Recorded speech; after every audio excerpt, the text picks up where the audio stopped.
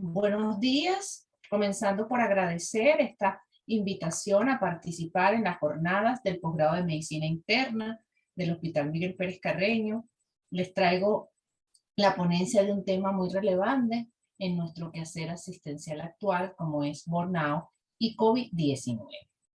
Fíjense, el burnout lo podemos traducir en su acepción tradicional como estar quemado, que es además la acepción más popular, pero también como el síndrome de desgaste profesional.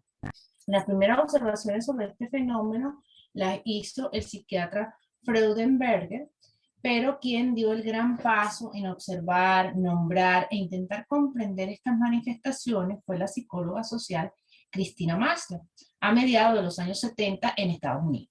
La autora describió que en su trabajo como psicóloga empezó entrevistando a profesionales de servicios asistenciales con el fin de identificar sus emociones y se encontró con ciertas verbalizaciones comunes sobre comportamientos y vivencias que iban más allá de una simple reacción de estrés o de insatisfacción laboral. Entonces, el desarrollo inicial de las investigaciones de Maslow fue con profesionales de ayuda, personal de salud y asistencia y servicios sociales en Estados Unidos, y entonces parecía que este síndrome era exclusivo de las personas en profesiones de asistencia, como médicos, enfermeras, psicólogos, trabajadores sociales.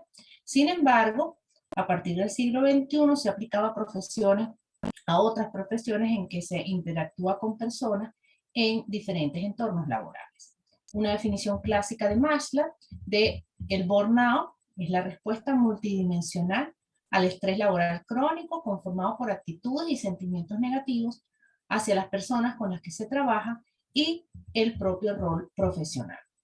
Es decir, la causa es el estrés laboral crónico, que es una combinación de múltiples estresores en el entorno laboral, imagínense en un entorno hospitalario en Caracas, que interactúan con características personales del trabajador.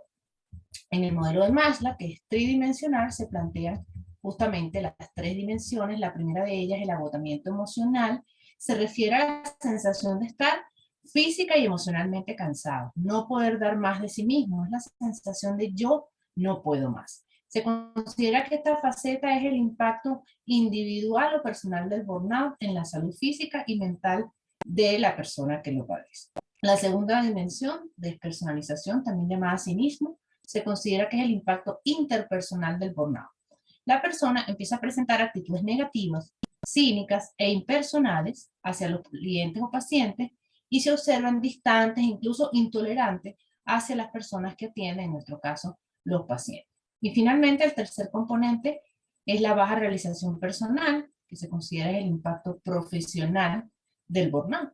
La persona o el trabajador vivencia baja satisfacción laboral, sentido de ineficacia, se autoevalúa negativamente en su competencia para realizar esas actividades cotidianas del trabajo, siente que no hace adecuadamente sus tareas y puede incluso comenzar a cambiar la forma en que trabaja, siendo tal vez observado primero por los colegas y supervisores, ya que entonces en vez de dar, ¿verdad?, lo mejor en el trabajo, comienza a tratar de dar lo mínimo. Esto puede llevar a largo plazo al abandono del área laboral. Fíjense que el burnout puede ser observado inicialmente más por los colegas y compañeros que por la propia persona. Por eso una de las recomendaciones fundamentales para su prevención, y aquí la clave es la prevención, es que los supervisores del área conozcan y puedan monitorear esos primeros signos que pueden presentarse, como allí lo coloco, como apariencia cansada, sensación de no poder dar más de sí, mala comunicación con colegas, irritabilidad aumentada y reposo seguido o días sin ir a trabajar, llegando incluso a rechazo a volver al trabajo. Entonces la persona subjetivamente puede ir sintiendo cómo aumenta en su interior esa sensación de no poder dar más de sí y pensamientos o sentimientos negativos hacia los pacientes. Es importante recordar que el burnout no es una aparición aguda, sino que es progresivo, insidioso y es el resultado, insisto, de estresores situacionales crónicos del entorno laboral y sus manifestaciones se presentan solamente en el entorno laboral y no en otros entornos vitales de la persona. También considerar que el burnout no es un trastorno mental. Lo que sí sucede es que el desarrollo del burnout trae consecuencias negativas en diferentes ámbitos, como puede ser la salud del trabajador, su relación con su profesión, insatisfacción, deseo de abandonar el área profesional, en las relaciones interpersonales con supervisores, colegas y pacientes, y en el desempeño último, ya que puede producir bajo rendimiento y errores en la ejecución de las tareas por cansancio físico y desatención. Y ahora sí voy a traer una pregunta principal que conecta los dos principales temas de la ponencia.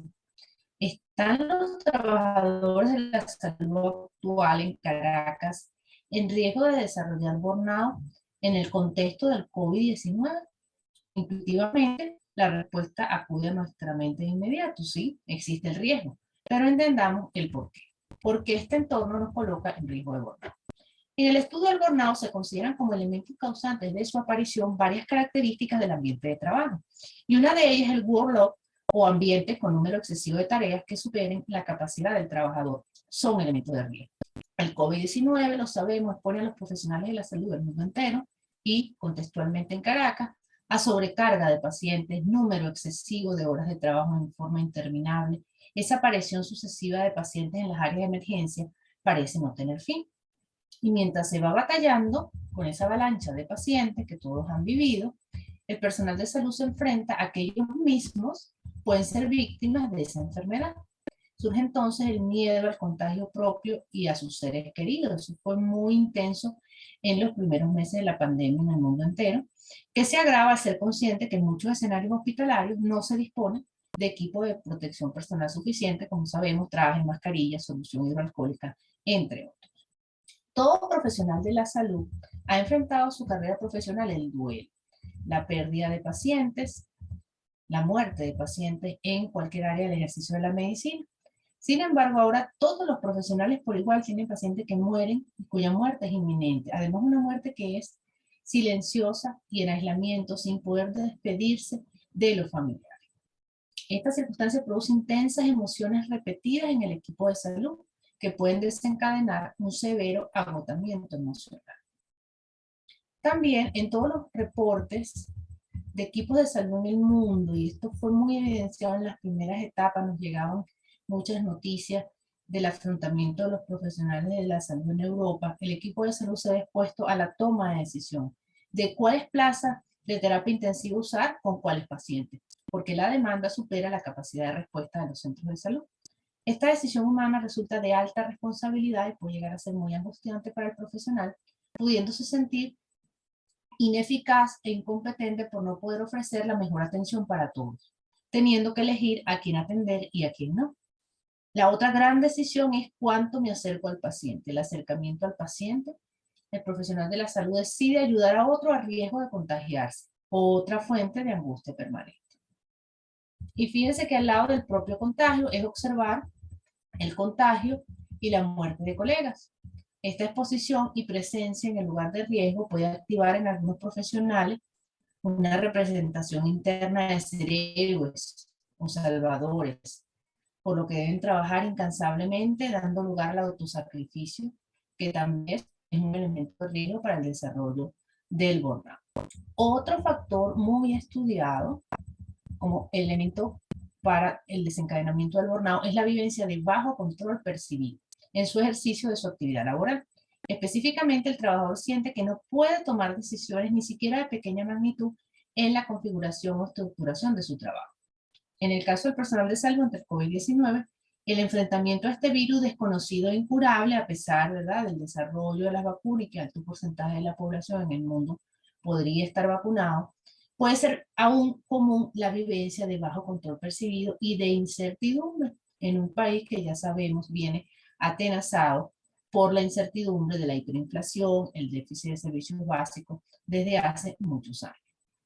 Y finalmente también destacado por especialistas en salud mental en el mundo entero, la cuarentena, que bueno, en Venezuela ha sido el método con flexibilización, y las pérdidas económicas es un factor de alto estrés, porque implica también incertidumbre, un futuro que se puede anticipar como amenazante y ante el cual podríamos sentirnos superados en nuestra capacidad de afrontamiento. Es ese afrontamiento que ahora hacemos a la nueva normalidad.